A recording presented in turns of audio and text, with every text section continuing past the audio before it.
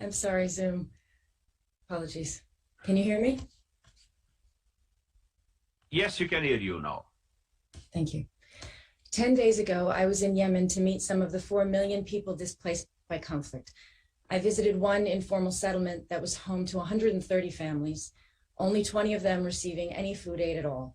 And then it was only when funding was available. I visited a makeshift school. It was made up of 5 small dark rooms. The children were sitting on the floor and they hadn't eaten, nor had the teacher. She was a volunteer, and she told me she walked at least an hour and a half each day to get to that remote place to try to give the kids some hope for the future, because they had nothing, no food, no pens, no desks, no school books, no salary for the teacher. 13-year-olds were sitting next to 3-year-olds, striving to learn to read and write in a hope for a future that they may never see. I visited another site where displaced families live in flimsy shelters with no income and no food at all.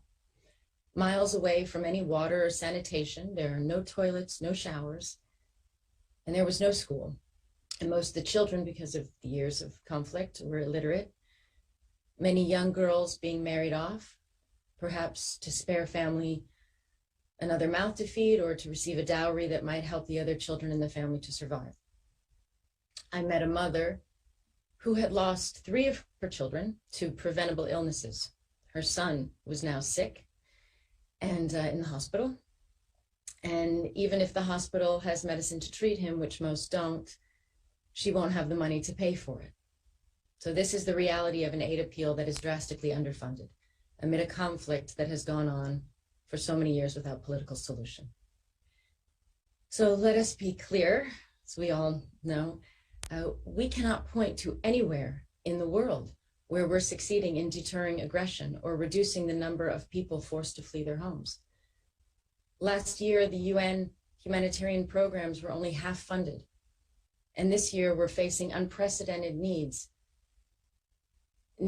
that were rising globally even before the effects of the devastating war in the Ukraine. The UNHCR appeal in Yemen itself is only 9% funded. And on top of its own suffering, Yemen is hosting over 100,000 refugees from Somalia, Syria, Ethiopia, among other countries, without any support. So it is heartbreaking, it is infuriating, and above all, because it is a man-made crisis that must be ended. We all know that aid relief without political solutions does not work. The two have to go hand in hand, always. There is nothing more important for Yemen than to end the conflict, so that the people have a chance to live in safety and dignity, not dependent on aid, which no country or people ever wish to have to rely on.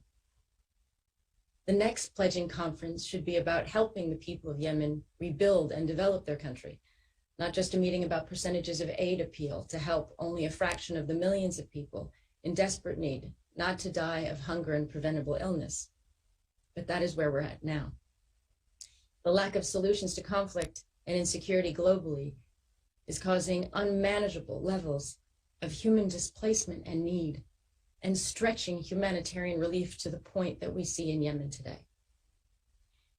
You have an opportunity as governments to address this desperate human emergency and to seek an urgent end to the conflict.